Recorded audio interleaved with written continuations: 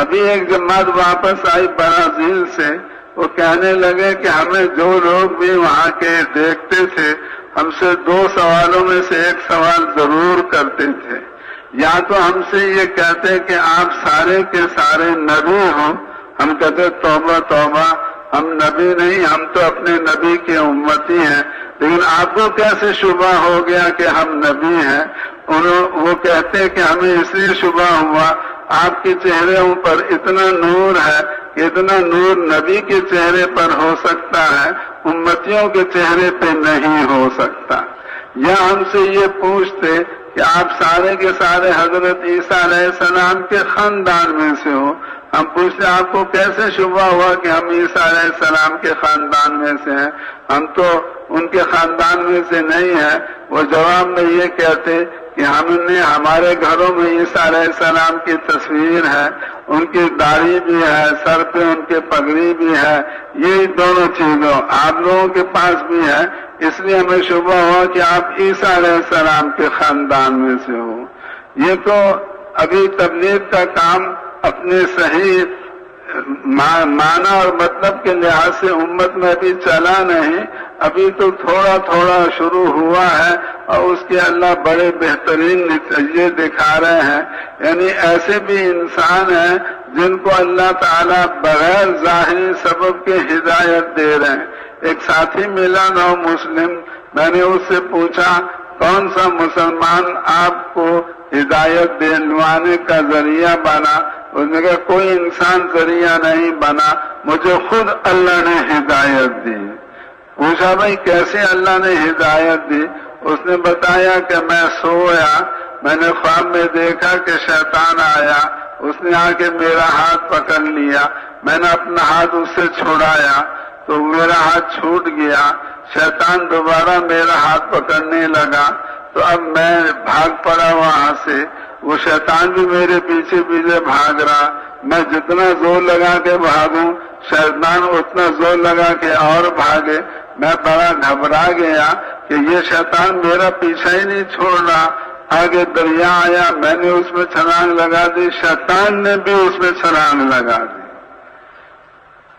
میں بڑا پریشان کہ آج تو شیطان میرے پیچھے ہی لگ گیا ہے۔ سامنے ایک جزیرہ تھا، اس میں ایک مکان تھا، مکان میں سے ایک آدمی نکلا، اس نے مجھے پکڑ کے جزیرے پہ بٹھا دیا اور شیطان کی طرف یوں اشارہ کیا، شیطان واپس چلا گیا۔ میرا خواب یہاں آ کے پورا ہوا، میں بڑا خوش کہ میرا شیطان سے پیچھا چھوٹ گیا۔ اب جب میں خواب سے اٹھا تو بڑا خوش تھا، اب میری یہ فکر لگی کہ جس آدمی نے مجھے میرا پیچھا شیطان سے چھڑایا ہے اس آدمی کا پتہ تو کرو، وہ کون ہے، کہاں رہتا ہے۔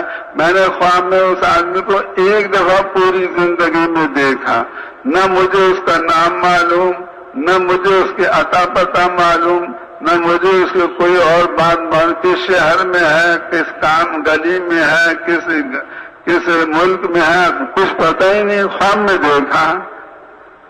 صبح کو میں اٹھا اور میں اسی فکر میں تھا کہ خواب والا آدمی مجھے مل جائے۔ میں نے کیا دیکھا، گلی میں میں جا رہا تھا، سامنے سے وہی خواب والا آدمی چلتا ہوا آ رہا تھا۔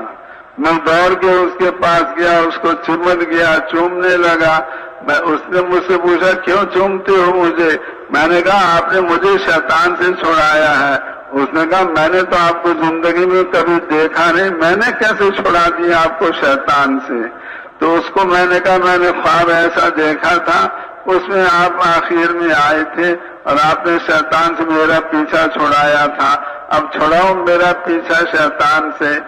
اس نے یہ کہا اگر شیطان سے پیچھا چھڑانا ہے تو کہو اشہد ان لا الہ الا اللہ واشہد ان محمدا عبدہ ورسولہ۔ تو میرے بھائیوں اور دوستوں اور بزرگوں، اللہ تعالیٰ کا ارادہ ہو گیا ہے ساری دنیا میں سارے دین کو زندہ فرمانے کا، تبھی اللہ تعالیٰ نے اس تبلیغی کام کو وجود عطا فرمایا۔ ہم کسی کی ذمہ داری نہیں لگاتے۔ جب کوئی آدمی اسلام میں داخل ہوتا ہے اور حضور کو آخری نبی مان لیتا ہے، حضور والی ذمہ داری اس پر عائد ہو جاتی ہے، اور ہر آدمی، ہر امتی پورے عالم کا ذمہ دار ہے، غریب سے غریب مسلمان بھی سارے عالم کا ذمہ دار ہے، ان پڑھ سے ان پڑھ مسلمان بھی پورے عالم کی ہدایت کا ذمہ دار ہے۔ اللہ تعالیٰ نے ہمیں وہ ذمہ داری عطا فرمائی ہے جو اللہ تعالیٰ نے حضرت محمد صلی اللہ علیہ وسلم کو عطا فرمائی تھی۔ اس ذمہ داری کو ہم اپنی ذمہ داری سمجھ لیں، اور جیسے حضور کے دل میں امت کا غم تھا، ہمارے دل میں بھی امت کا غم آ جائے، اور جیسے رسول پاک علیہ السلام کو دین کو دنیا میں زندہ کرنے کی فکر تھی، ایسی فکر کا ذرہ اللہ ہمیں بھی نصیب